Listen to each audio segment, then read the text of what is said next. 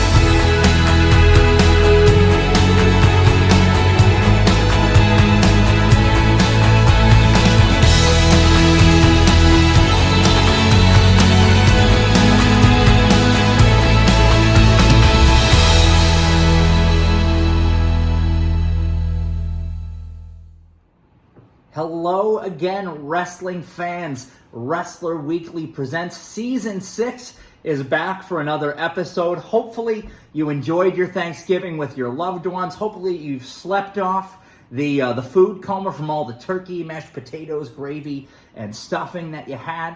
And hope that you had a happy and healthy holiday with your loved ones. As always, Wrestler Weekly on Twitter at Wrestler Weekly. Follow us on all social media platforms, Twitter, Instagram, and Facebook. And also, get the book, Family Bacon Wrestling, by our CEO, Scottie Richardson, who you can see is conspicuous by his absence this week. He is back on the road coaching. It's mid-basketball season here. And so Scottie will be back with us next week for another great episode. But what we're going to talk about today is a subject that's near and dear to my heart, near and dear to so many fans' hearts, is Kerry Von Erich. We talk about the Von Erichs. We highlighted Kevin's first match a few episodes back, if you remember, when we talked about what we're into right now. I'm into Portland wrestling. We talked about how Buddy Rose was the first opponent ever for Kevin Von Erich.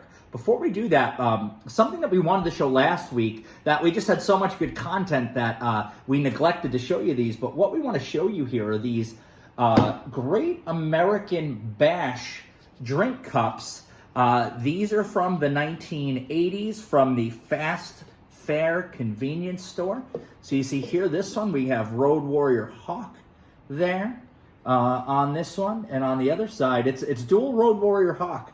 For whatever reason, they didn't put Animal on here. But we got two Road Warrior Hawks in two different face painting styles. And if you remember, the Great American Bash was a tour. It wasn't just the one singular pay-per-view event. It was a tour. You can see that the cities listed.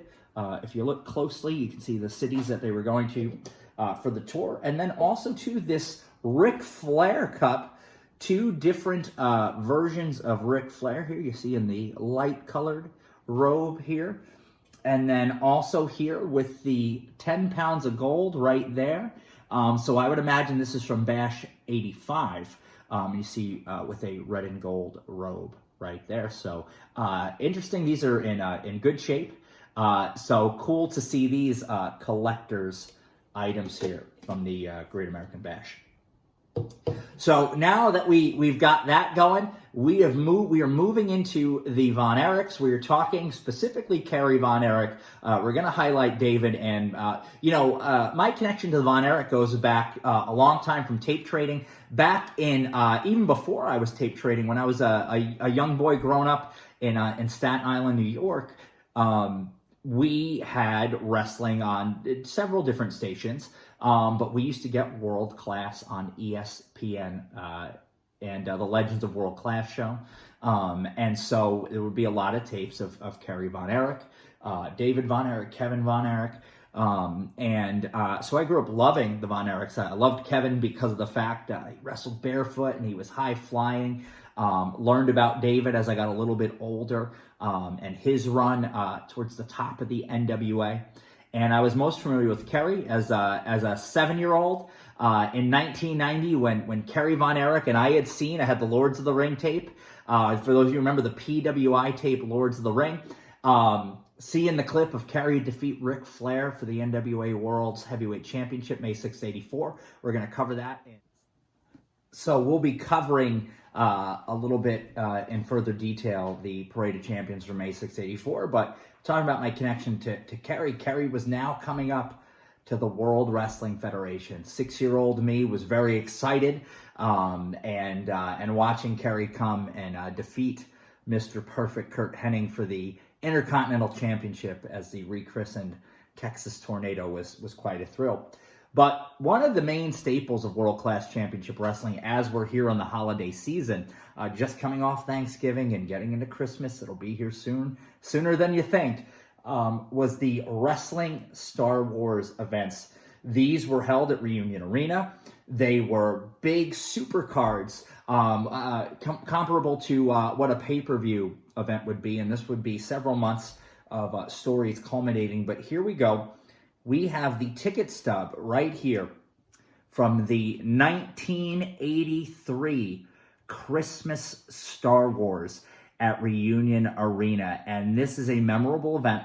The main event, David Von Erich taking on Ric Flair for the World Heavyweight Championship. The match ends in a disqualification. This was building to David hopefully becoming the World Heavyweight Champion. It has been largely rumored over the years that David was going to get a run with the championship, and this was building. This feud had been building. If you go back and watch World Class chronologically, Kerry and Kevin. So if you go back and look at 1983, you'll see that Kevin had various shots at the title, Kerry a little bit earlier on, and David as well, and they had all come close to beating Flair for the title. So this story was building. So it eventually leads to the Parade of Champions, which we'll get to. But one of the things that I want to point out here is the David and Flair, and so this also is the program. We talked about the Star Wars. We talked about the ticket stub. And right here we have, for the World Heavyweight Championship, David Von Erich and Ric Flair. And you see this program from the 1983 Christmas Star Wars. Again, building David up as a potential world champion.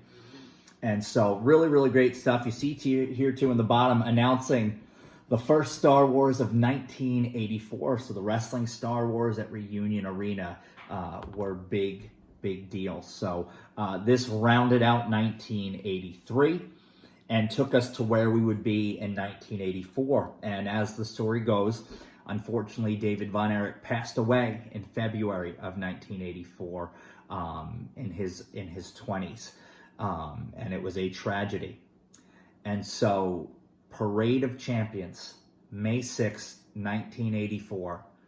The quest changes and becomes Kerry's challenge for the World Heavyweight Championship. And we get in here. Here it is, a poster, an advertisement for the May 6th, 1984, as we've mentioned. Texas Stadium in Irving, Texas, the Parade of Champions, the David Von Erich Memorial Show. Kerry Von Erich would defeat Ric Flair in front of 32,000 fans on a super hot day in Dallas. Beat him with a backslide, folks, and became the World Heavyweight Champion. Kerry had been quite an accomplished star, not just in Texas, but was a Missouri State champion as well, which was seen as a stepping stone to the NWA World title. And we want to bring out a magazine here. This is Gong Magazine in Japan. And here he is, Kerry Von Erich, with the Missouri State title over his shoulder. Here, too, you see Giant Baba with one of the, what would become one of the titles of the Triple Crown in later years, outside the Checker Dome in St. Louis there. So there's a big St. Louis connection here.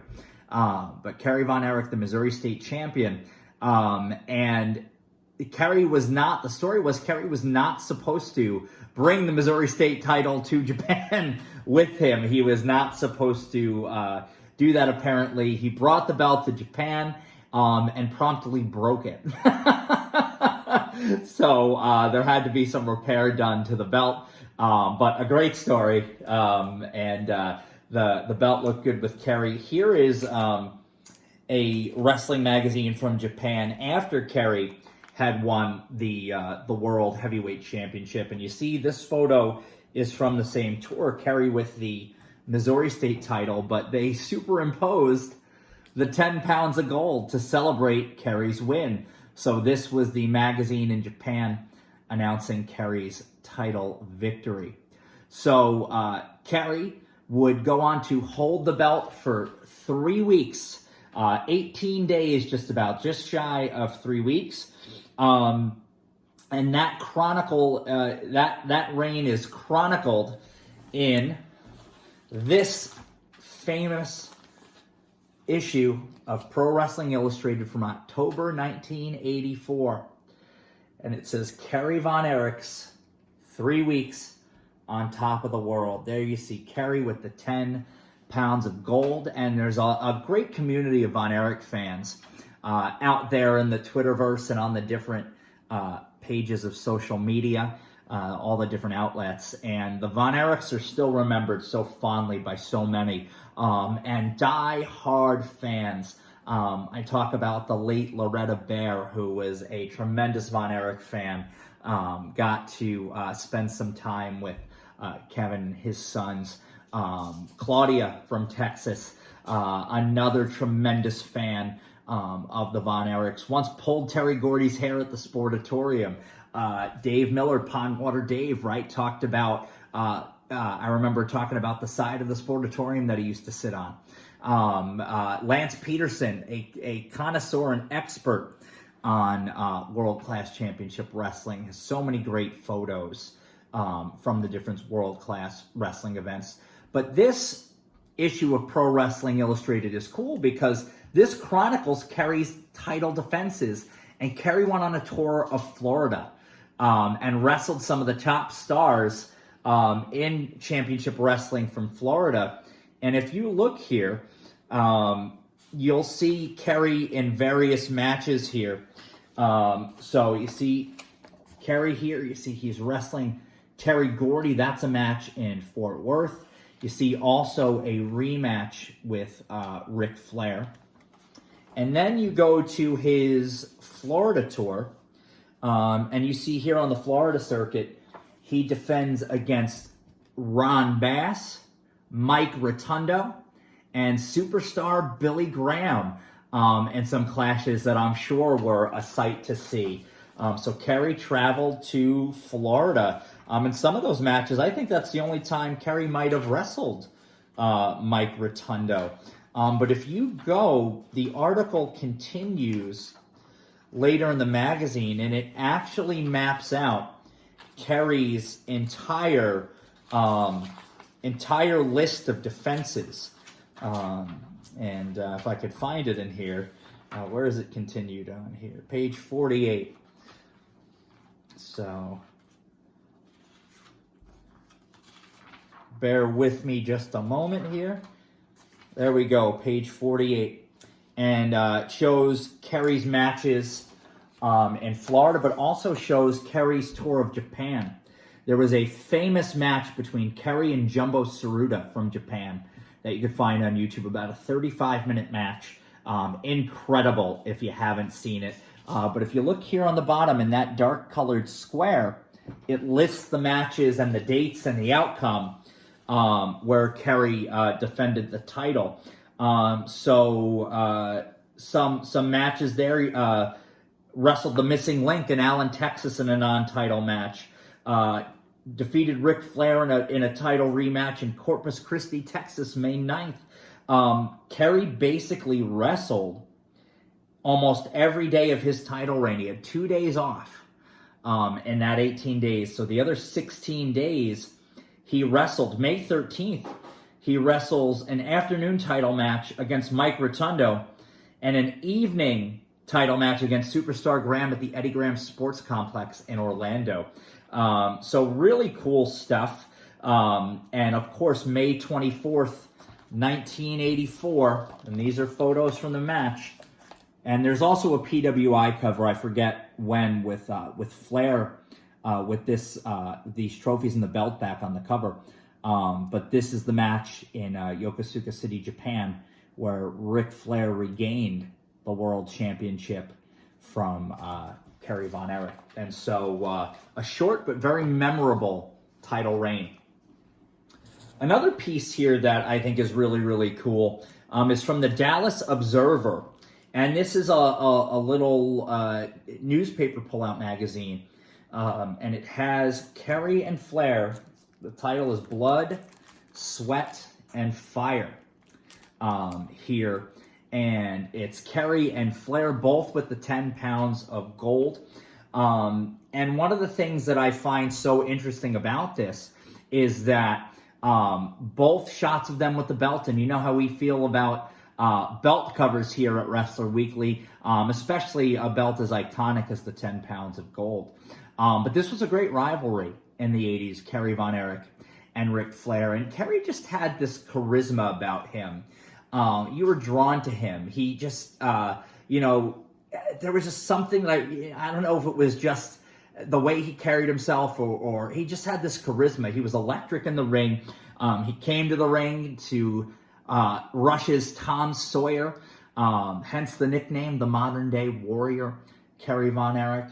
And so, but a great piece from the Dallas Observer where they did a full spread, not just on Kerry Von Erich, but on pro wrestling in general. This is really cool. I wanted to go back to the Parade of Champions poster here. So, a lot of people talk about, was this spot originally meant for David Von Erich? Would David Von Erich have won the championship from Ric Flair on May 6, 1984? And I don't know that there has ever been a definitive answer to that. It's been long rumored that David was being groomed for the world title. David had gone heel in Florida and had done very, very well at that role. He formed a team with Dory Funk Jr., had some matches against Barry Windham, and he did very, very well. Eventually turned face again and went against Dory. But David was successful in Japan. He was in Japan when he passed. I asked this a few years ago. Kevin Von Erich was kind enough to spend some time and speak to me about wrestling, which was very cool of him to do. It was a tremendous thrill to get to speak to him.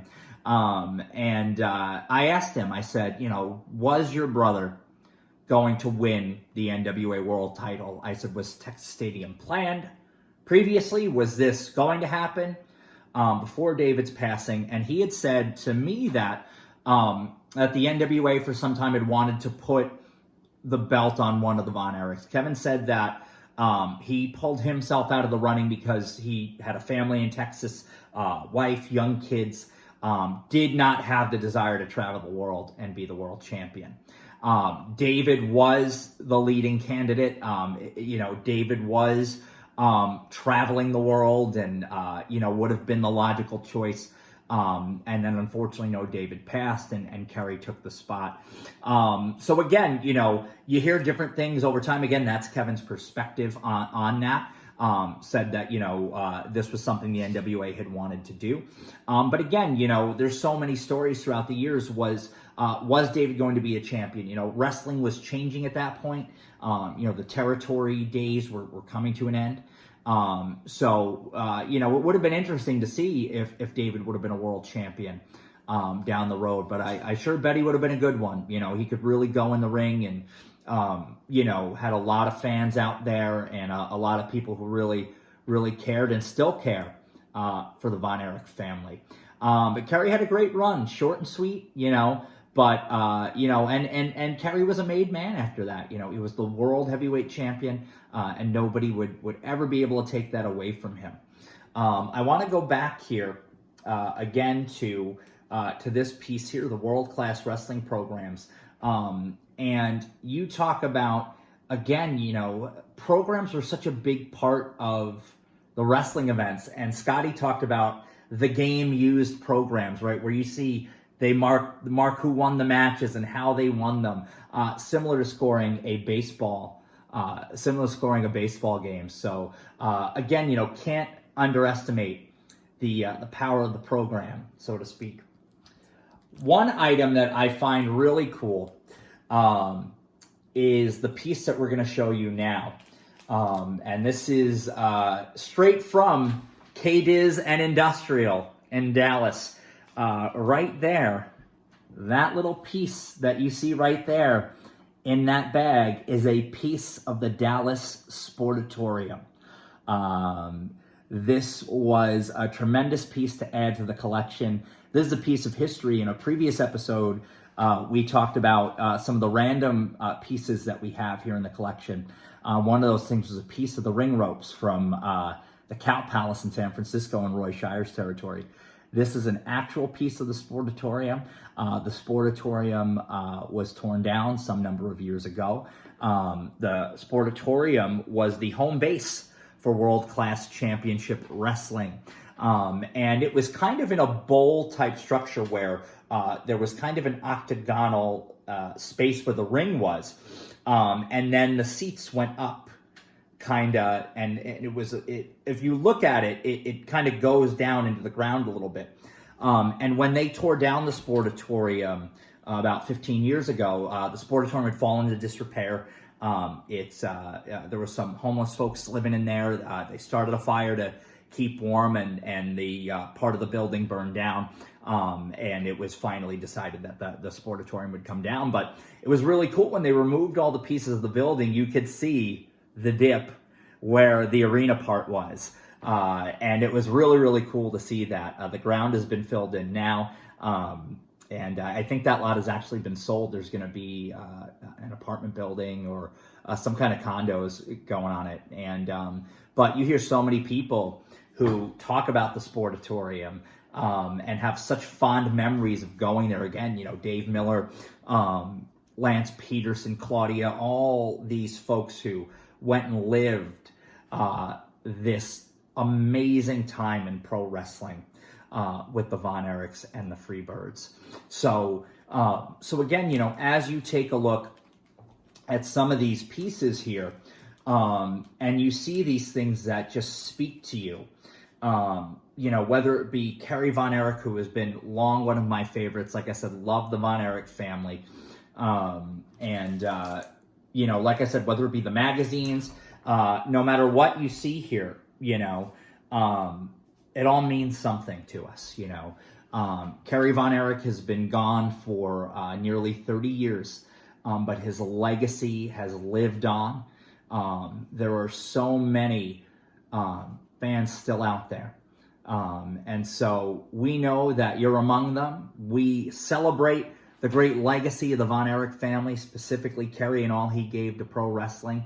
We thank you for joining us this week for another episode. As we get into the holiday season, we hope that we find you with good cheer, and that we will see you on our social media at Wrestler Weekly on Twitter. You can find us on Instagram, Facebook, and as well. And we hope to see you soon.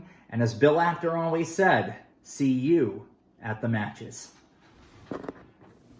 Somebody say something about Tommy Wildfire Rich coming to you live in Myrtle Beach.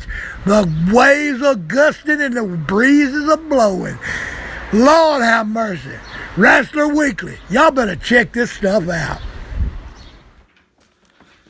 Welcome back, wrestling fans. I've got a package. This was a tough negotiation, but I got it. Let's see what it is. I'm going to open this up for you. This is a bonus video.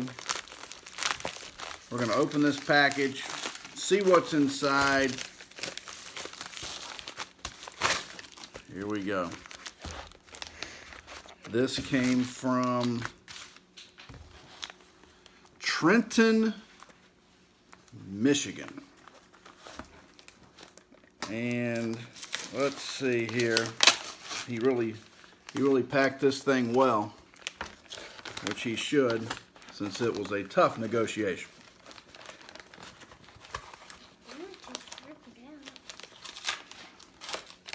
Here we go.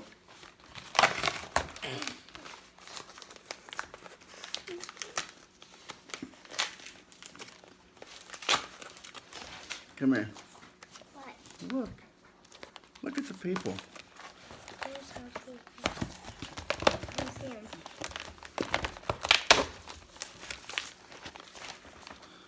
All right, the moment of truth.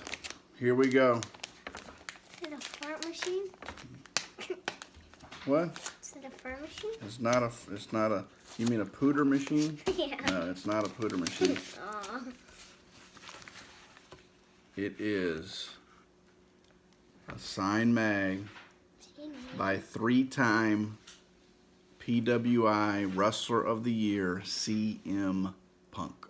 He better put some pants on. Kids, they gotta love them.